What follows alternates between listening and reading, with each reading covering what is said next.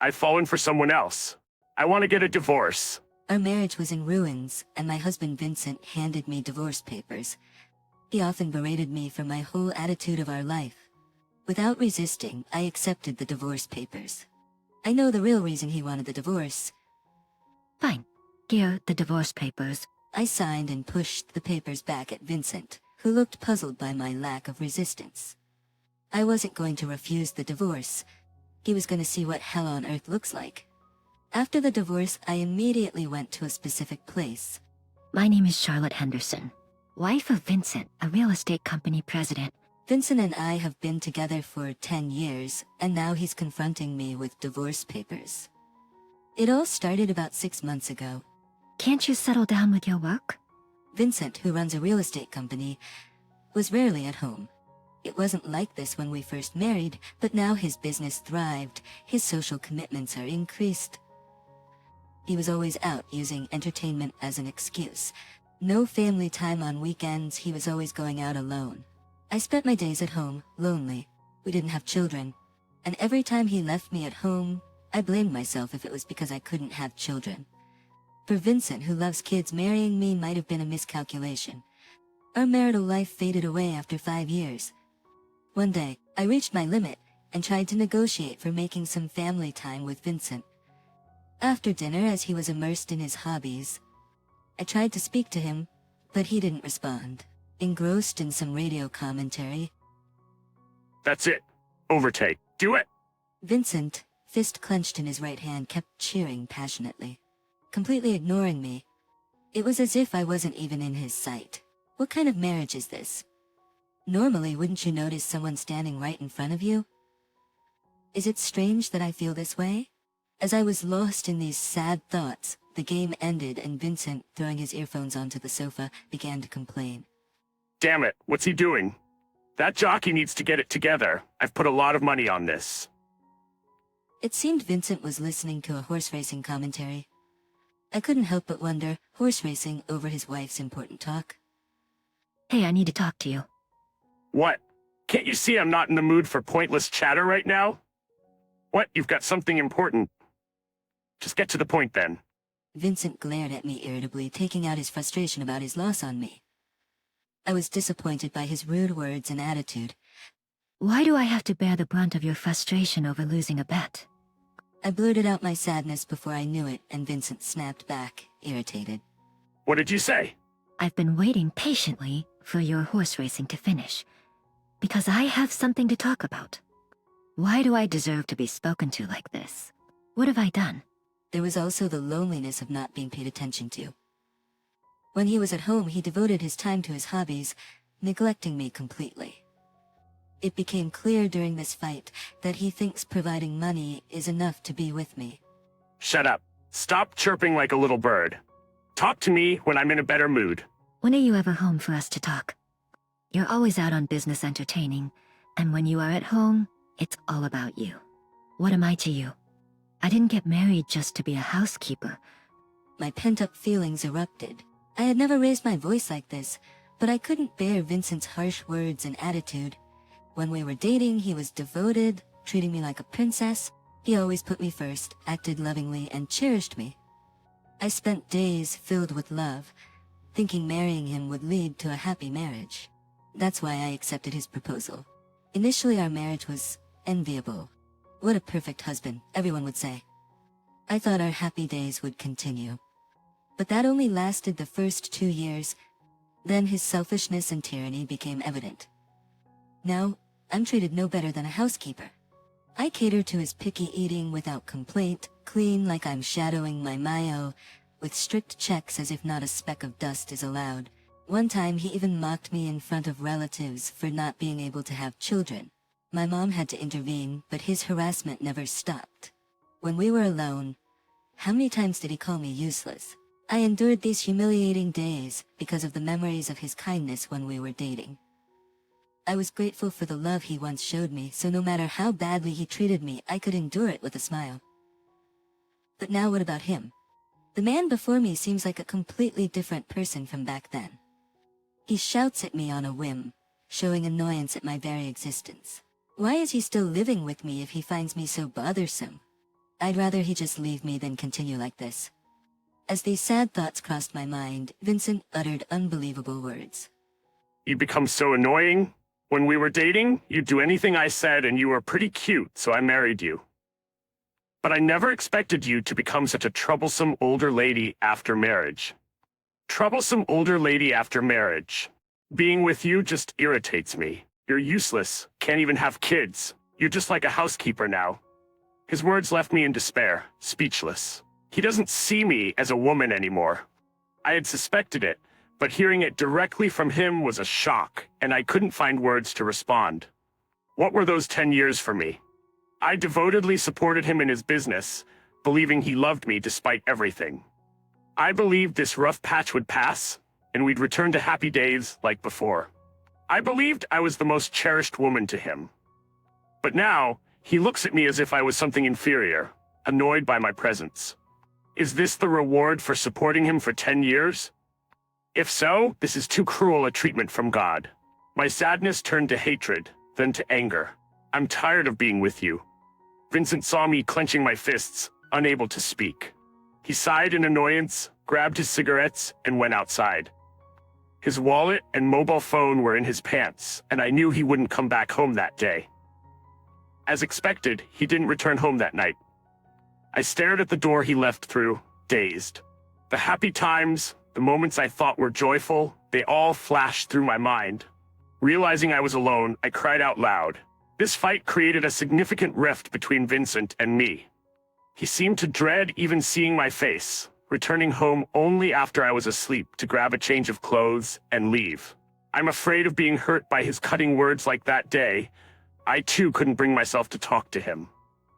If he asked for a divorce now, I had nowhere to go, no place to return to. My parents passed away in a car accident right after I got married. When I lost them both within a year, I became like a shell of a person. Vincent was the one who supported me then, and at that time I truly felt grateful to be married to him. Since then, Vincent was the only family I had. I had no other acquaintances to rely on, except only my FIL and my L. But I couldn't bring myself to confide in Vincent's parents. They were kind to me, but no parent would be happy hearing such complaints about their son. I could even risk being disliked by them. Back then, I was too scared to take any action, a real coward. Maybe I was destined to live as a housekeeper by Vincent's side for the rest of my life. With these thoughts, I spent many nights crying myself to sleep. Then, after some time, Vincent unexpectedly returned home in a good mood. Despite not speaking for over 3 months, he came home while I was awake, carrying a box of shortcake as a peace offering. His sudden change in demeanor caught me off guard, and I looked at him apprehensively. Vincent, noticing my wary gaze, smiled awkwardly and handed me the box of cakes. I've been wrong. I regret being so cold to you that day. I want to spend happy days with you again. Can we make up? Seeing Vincent bow his head in apology made my tears flow. The kind Vincent I knew had returned. I remember hugging him, filled with faint hope. True to his word, he started treating me with care again. He was as kind as when we were lovers, made an effort to come straight home, and prioritized spending time with me despite his busy schedule. We increased our time together as a couple. The truth is, the company was struggling at that time. I was reckless and took out my frustration on you. I'm really sorry for making you feel bad. One afternoon, while watching a movie on the couch, Vincent stroked my hair and shared his feelings from that time. No, I'm sorry too. I shouldn't have blamed you without knowing the circumstances. The air was finally clear between us. I thought we could start living happily as a couple again. That belief lasted until a phone call came to Vincent's mobile phone. One night, during dinner, it was an unusual call from a woman's name. Vincent hurried to answer it, stepping outside as if he didn't want me to hear the conversation. Was it an important business contact? I thought so, but something felt off for the first time. Since the day we reconciled, Vincent had taken all his calls in front of me. The only exception was during our tumultuous rough patch. Back then, thinking about it now, Vincent persistently avoided making calls in front of me. A bad premonition crept up on me. So when Vincent returned, I tried to coax the truth out of him. It's unusual for you to take a call outside. Someone from work? Eh? Oh, yeah, something like that. Didn't I tell you about resigning as president and starting a new venture? It was about that, an employee consultation.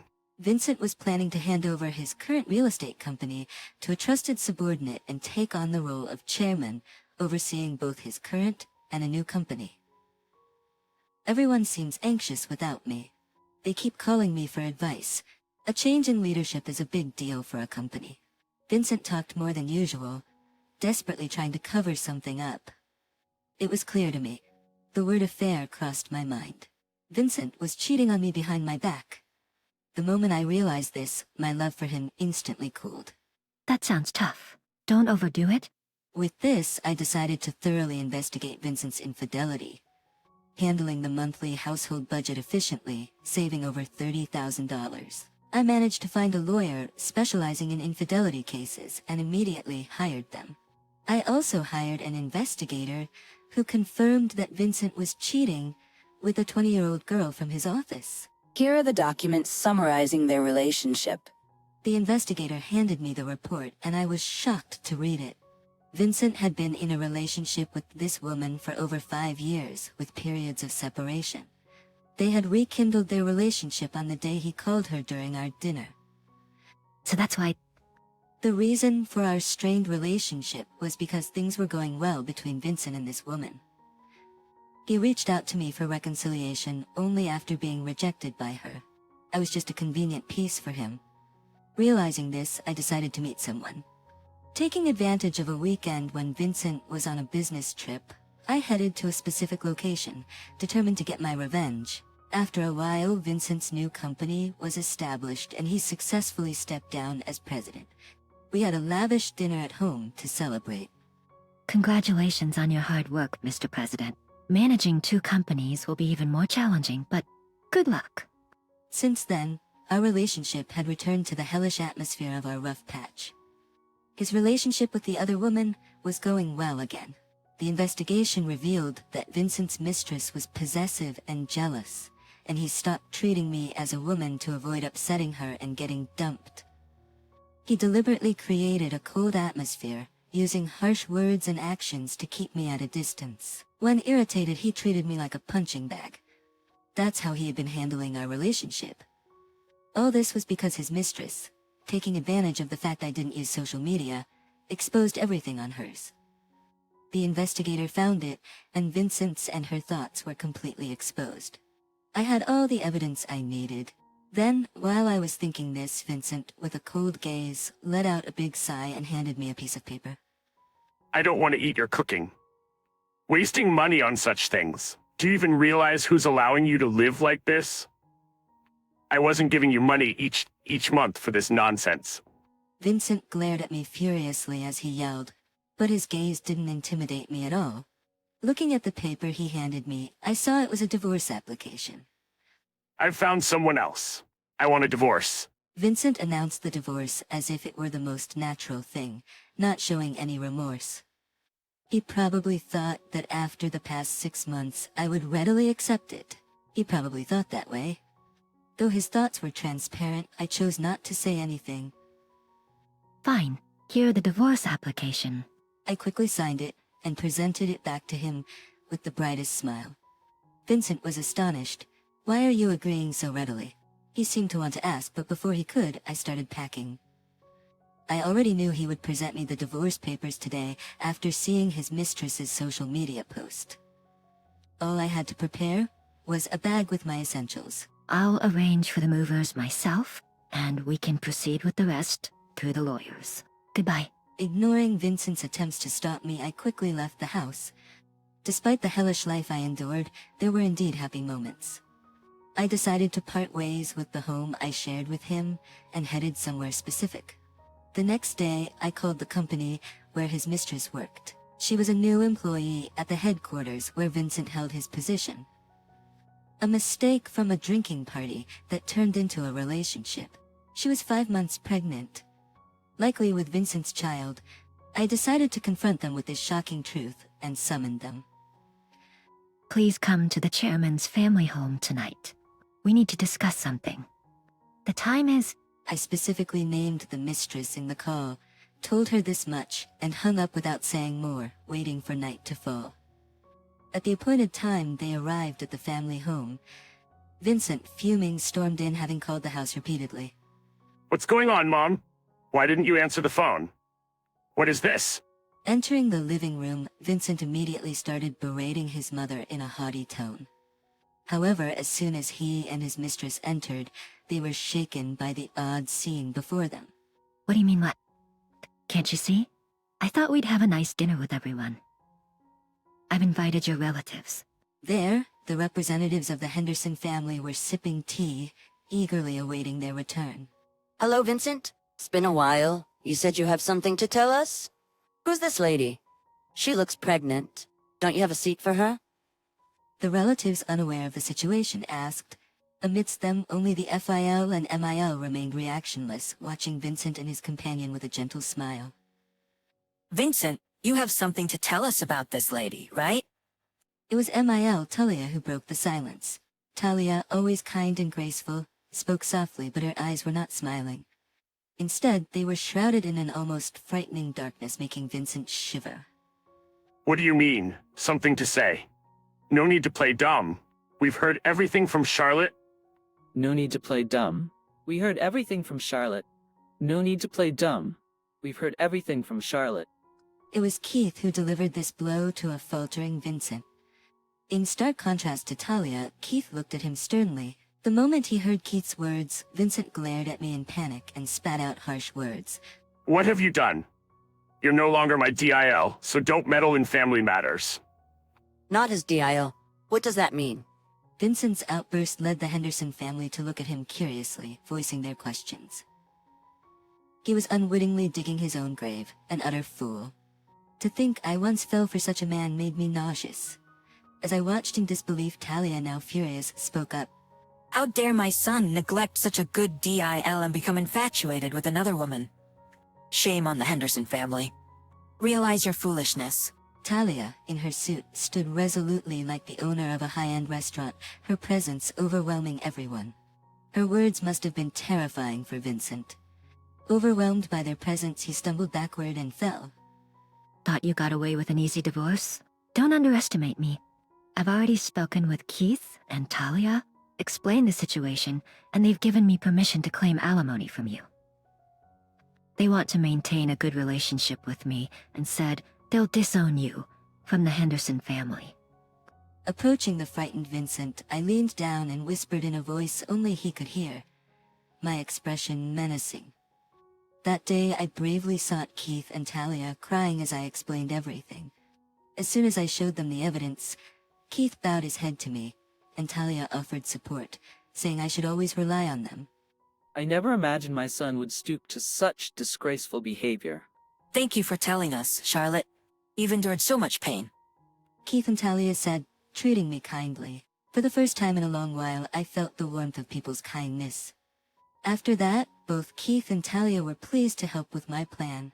They informed the relatives who had celebrated our marriage about the situation and arranged for no one to side with Vincent. They had called everyone to ensure this. Never come to this house again. I don't want to see your face. You're a disgrace. Talia repeated many times. For Keith and Talia, who shared a loving relationship, infidelity was unthinkable. That their son had committed it was unforgivable. Oh, I almost forgot. As I turned to Vincent's mistress, who watched everything unfold in shock, she looked at me fearfully. I smiled reassuringly at her and handed her a medical report, revealing a shocking truth. That child isn't Vincent's. We already know. My bold statement shocked her, and Vincent too turned to us confused and angry.